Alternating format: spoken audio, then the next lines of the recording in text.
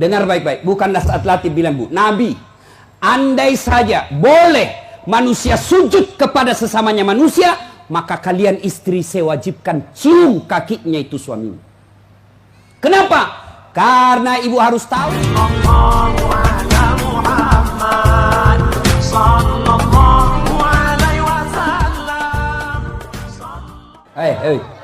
Bu, dengar dulu. Kenapa Nabi bilang begini? Andai saja boleh manusia sujud kepada sesamanya manusia, maka istri saya wajibkan sujud depan suaminya. Dengar baik-baik, bukan Nas'at Latif bilang, Bu. Nabi, andai saja boleh manusia sujud kepada sesamanya manusia, maka kalian istri saya wajibkan cium kakinya itu suaminya. Kenapa? Karena ibu harus tahu, dosa ibu kami para suami yang tanggung. Beda kami laki-laki dengan ibu.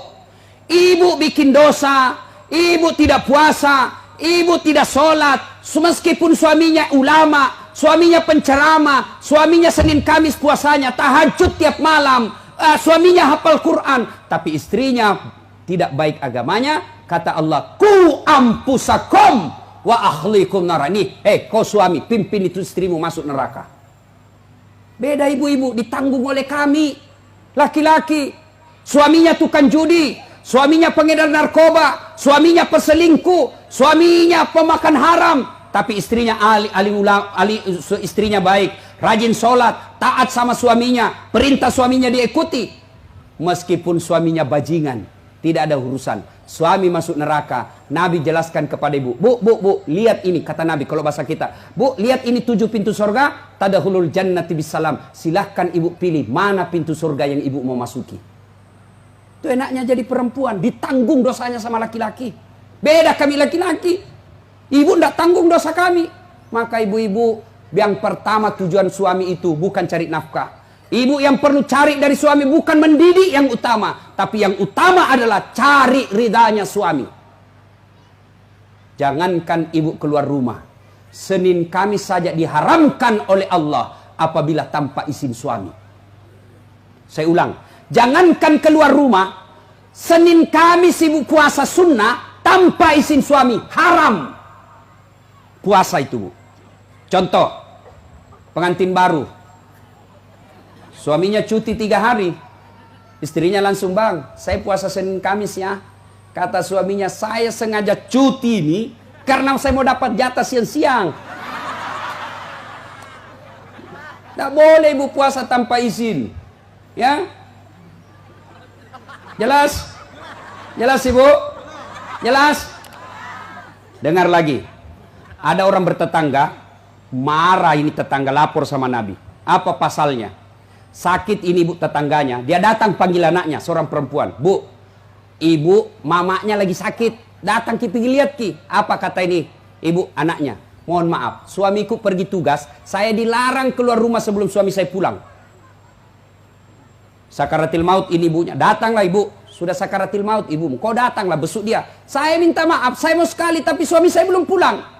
Akhirnya meninggal, mau dimakamkan, datang lagi. Bu, sudah meninggal ibumu, kau datang yang terakhir kalinya. Mohon maaf, saya cukup berdoa. Kenapa? Suami saya belum pulang, saya tidak berani tinggalkan rumah. Marah yang manggil-manggil, dia pergi lapor sama Nabi. Ya Rasulullah, tetanggaku keterlaluan. Dari sakit, sakaratil maut sampai meninggal, tidak datang lihat ibunya. Saya 3 kali datang memanggilnya. Kenapa kata Nabi? Dia dipesan sama suaminya, jangan keluar rumah sebelum pulang. Mendengar ini, apa Nabi marah? Subhanallah, Nabi justru menjelaskan, alhamdulillah diampuni seluruh dosa ibu yang meninggal karena punya anak yang taat sama perintah suaminya. Ada ibu-ibu Bayangkari begitu sih? Ada? Yang banyak saya lihat baru 10 menit pergi suaminya juga keluar juga dia Pak. Dia tawaf satu komplek. Dia kelilingi semua komplek. Masya Allah. Ya.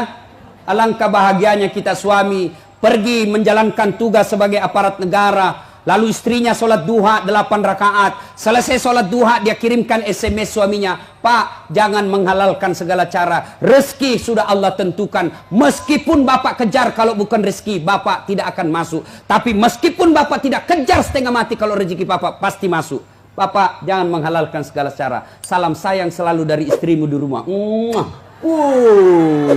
Bahagianya. Itu suami kalau dapat SMS begini, Bu, dia kasih lihat itu semua di kantor di Polsek. Lihat kau istriku, istri yang soleha. Pernah SMS begitu suaminya, Bu? Pernah? Paling SMS, jangan lupa singgah beli gas. Masih baik kalau gas, kalau pembalut. Saya pernah rasakan ini, Pak. Saya pulang tak siang malam-malam, tiba-tiba mamanya cek SMS. Ustadz, habis pembalut. La haula wala quwwata illa billah. Saya singgah di warung, saya berdoa, mudah-mudahan tidak ada yang kenal saya. Begitu saya bayar, tiba-tiba ada ibu bilang, Ustadz beli pembalut. Langsung aku bilang, biar mi daripada saya melahirkan. Pak, Bapak juga jangan tipu suami istri. Pak, jangan pernah nipu istri. Alasan rapat, ternyata pergi merapat. Saya dipanggil komandan, ini namanya istri kasihan kalau sudah lapor, komandan, iya Pak silakan lari, ternyata pergi merapat. Pak, kadang saya ditanya, Ustadz kenapa pangkat golongan saya tidak bisa sekali baik Ustadz, rezeki saya bilang Bapak dosa sama istri. Gimana Allah mau bukakan pintu rezeki kalau orang yang setia menunggu Bapak di rumah Bapak khianati? Ya? Masih ingat waktu menikah? Apa kita ucapkan waktu menikah? Bapaknya bilang begini yang perempuan, saya nikahkan engkau dengan anak gadisku ini dengan mahar tunai karena Allah. Siapa yang kita jadikan mahar? Siapa yang kita jadikan jaminan? Tunai karena Allah. Kita ambil anak gadisnya orang, dihalalkan anak gadisnya orang atas nama Allah. Allah yang kita jadikan jaminan. Kapolres saja Bapak jadi jaminan. Kalau Bapak salah gunakan, dipindah Bapak, Pak. Kalau perlu dipecat. Saya atas nama Kapolres ini diminta untuk, padahal itu bohong.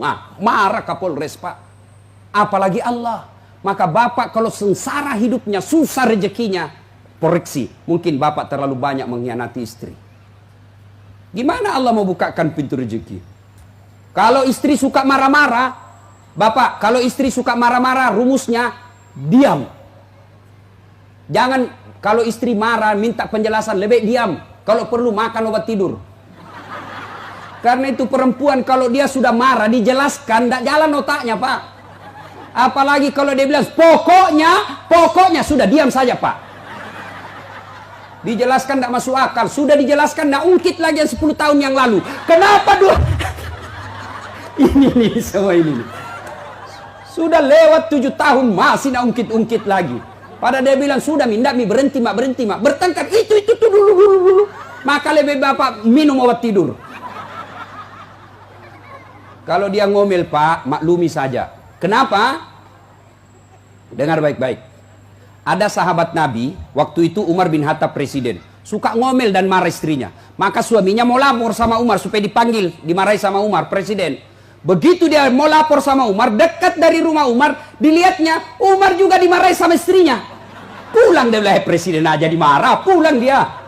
Besok ketemu sama Umar, ya Amirul Mukminin, saya lihat Anda kemarin marah-marah sama istri, diam-diam saja, senyum. Dengar bapak-bapak, dengar para lelaki. Apa jawaban Umar?